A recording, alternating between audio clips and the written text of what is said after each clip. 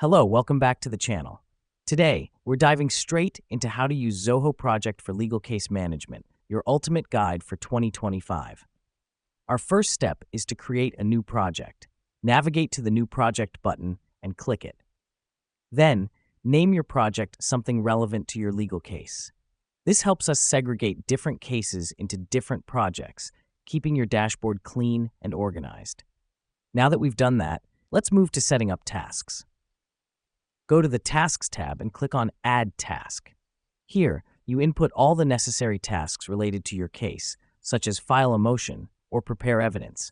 This is important as it allows you to track each task's progress and ensures nothing gets overlooked. Next up, we assign these tasks to team members. Click on the task, then select Assign Task. Choose the correct team member from the drop-down list. This helps us because it clarifies who is responsible for each task, promoting accountability and efficiency within your team. Once tasks are assigned, we set deadlines. Click on the task, then select Set Due Date. Input the date by which the task should be completed.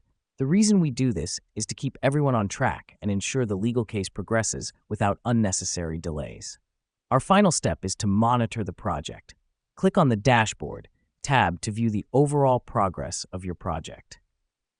Here you can see which tasks are completed, which are pending, and if there are any bottlenecks. Let me explain why this matters. It enables you to manage your case proactively, spotting issues before they become problems.